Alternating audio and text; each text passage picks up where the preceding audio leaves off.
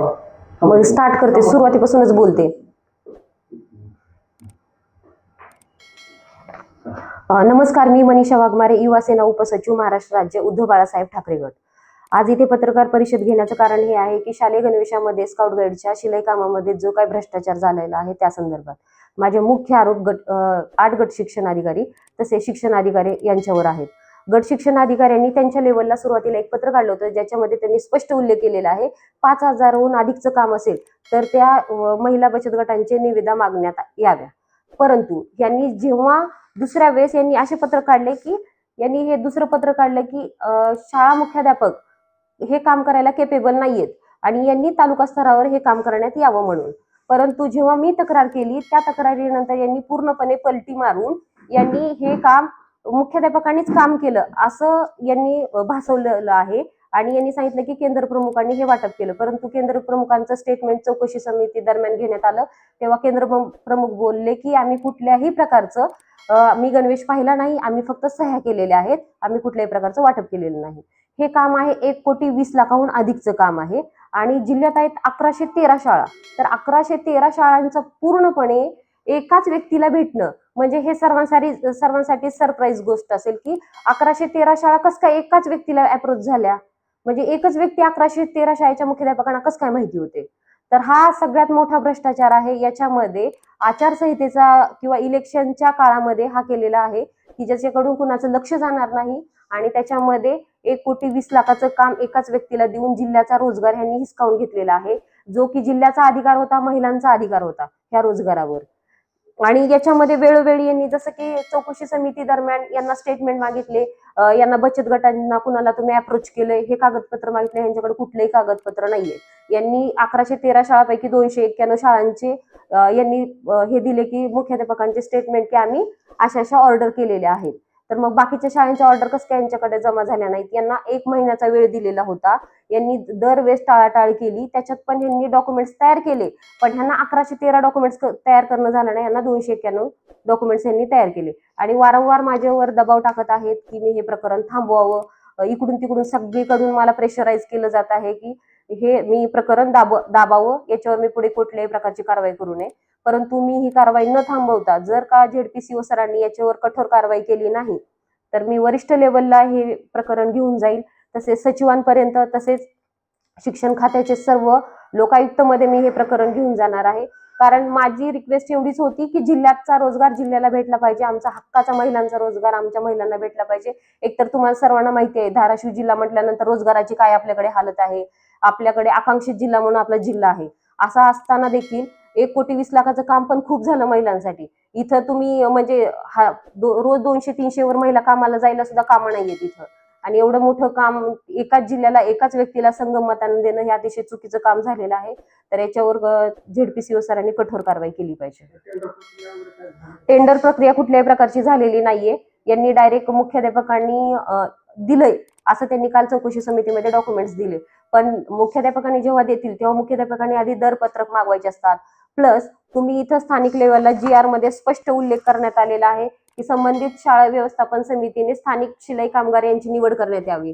GR मध्ये स्पष्ट उल्लेख असताना तुम्ही कोणत्या स्थानिक लेवलला तुम्ही मागणी केली होती. आपल्याकडे उमेद सारखे मोठे बचत गट आहेत, उमेदला तुम्ही पिढीने एखादं पत्र दिलंय का उमेदच्या की तुमच्या महिला आहेत का तयार या कामासाठी. तर कुठल्याही प्रकारचा पत्रव्यवहार, कसल्याही प्रकारचा यांचा व्यवहार हे झालेला नाहीये. आणि चौकशी समितीमध्ये फक्त आणि फक्त यांनी 1113 शाळांचा गणवेश हा सोलापूर गारमेंटला देण्यात आला म्हणून पहिलं फक्त प्राथमिक डॉक्युमेंट जमा केलं होतं. कुठल्याही जेव्हा यांच्यावर प्रेशराईज चौकशी समिती 3री-4थी लागली तेव्हा त्यांनी कुठेतरी काल 291 शाळांच्या मुख्याध्यापकांचं त्यांनी दाखल केले म्हणून असं दिलेलं आहे.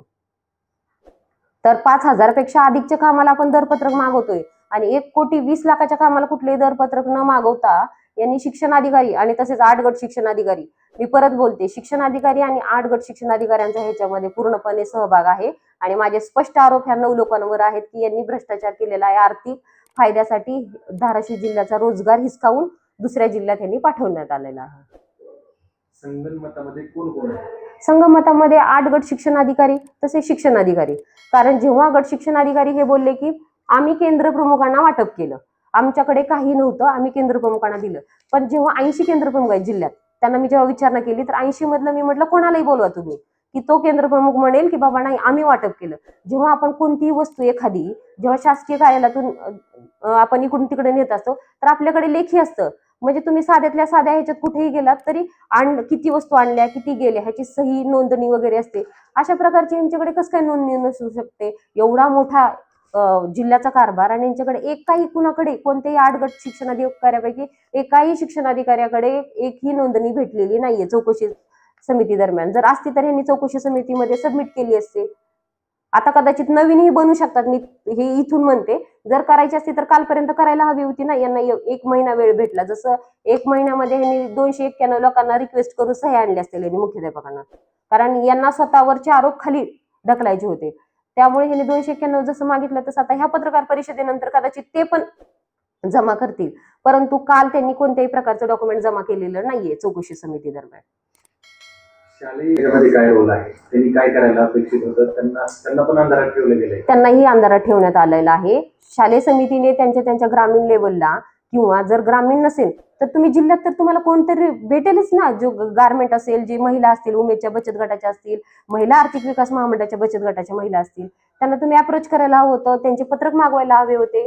तुम्ही 2-2 आपल्याकडे मोठे महिला आर्थिक विकास महामंडळाचं ऑफिस आहे, उमेदचं ऑफिस आहे, तर तिथं पत्रव्यवहार करून त्यांना म्हणायला पाहिजे होतं ना तुमच्या कोणत्या महिला इच्छुक आहेत ह्या कामासाठी सांगा.